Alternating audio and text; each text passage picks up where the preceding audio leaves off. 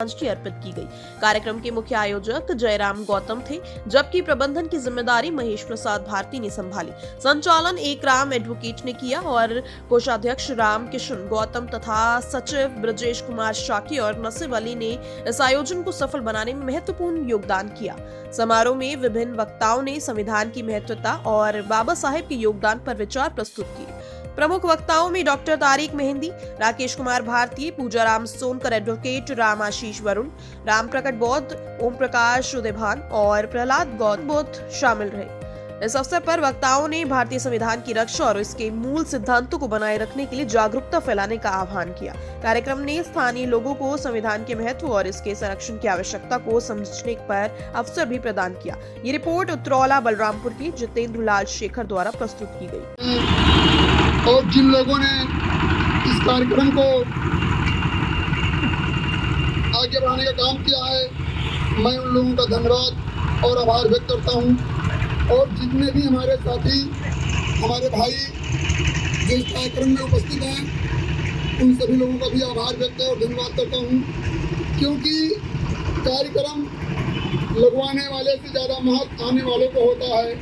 क्योंकि जब संख्या हमारी होगी तो संविधान की बात भी होगी और भाईचारा की बात भी होगी। मैं देखता हूँ कि भारतीय संविधान के बदौलत हम माइक पे तो बोलते हैं, कैसे लगाया कि इसमें किसी भी दूसरी धर्म के लोगों को शेड्यूल कास्ट की कैटेगरी में नहीं डाला जाएगा, नहीं रखा जाएगा। आगे ऐसा क्यों?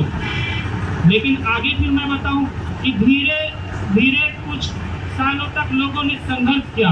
जैसे बौद्ध धर्म के लोगों ने संघर्ष किया तो उनको भी अब शेड्यूल कास्ट की कैटेगरी में रखा जाने लगा। इससे पहले उनको नहीं रखा जाता था, सिर्फ और सिर्फ हिंदू धर्म को मानने वाले लोगों को ही रखा जाता था। फिर जो मतलब हमारे देश के अंदर हर धर्म के अंदर कुछ शोषित लोग हैं जिनको दबाया गया है, उनको उठाने और उनका अधिकार दिलाने के मुस्कान लिख दिया। अरे जिस समय हमारे समाज को पढ़ने लिखने की आज़ादी नहीं थी, अरे उसी से हमारे बाबा साहब ने संविधान लिख दिया, संविधान लिख दिया। दोस्तों गौर करिए। दूसरा सवाल है, हस्तियाँ मिट जाती है आशियाना बनाने में। हस्तियाँ मिट जाती है, आशियाना बनाना बहुत मुश्किल होता है अपनों को जगाने में। हस्तियाँ मिट जाती है आशियाना बनाने में और बहुत ही मुश्किल होता है अपनों को समझाने में।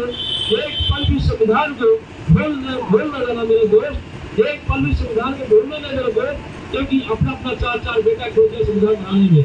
धन्यवाद बाबा साहेब, बाबा साहेब, बाबा साहेब, भारतीय संविधान, भारतीय संविधान, जय जय जय जय भीम, जय जय जय भीम, भीम के दीवाने बोलो, भीम के दीवाने बोलो।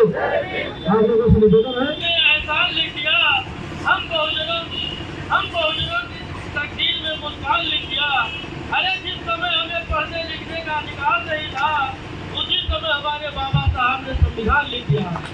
साथियों, आज 26 नवंबर भारतीय संविधान दिवस पर आप सभी को हार्दिक बधाई।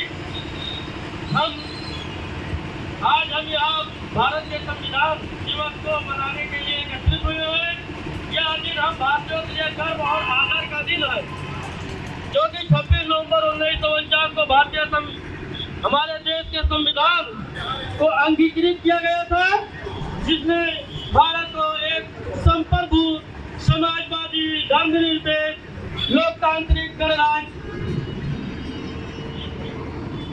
डॉक्टर भीमराव अम्बेडकर ने संविधान सभा के सदस्यों की कड़ी मेहनत और दृष्टिगत से भारतीय संविधान बनाया, जो आज हमारे ही देश में नहीं, इस संविधान की जय जयकार विश्व के सभी देशों में हो रहा है। और इतना बड़ा लोकतांत्रिक, इतना बड़ा संविधान शायद पूरे विश्व में कहीं नहीं होगा। जिसने बाबा साहब ने हमारे संविधान को बनाया, हमें उन्हें सत्तर नमन है, बार बार नमन है और नमन करता रहूंगा। इसी के साथ मैं अपनी वाणी को विराम देता हूँ। नमो बुद्धाय, जय भीम, जय संविधान।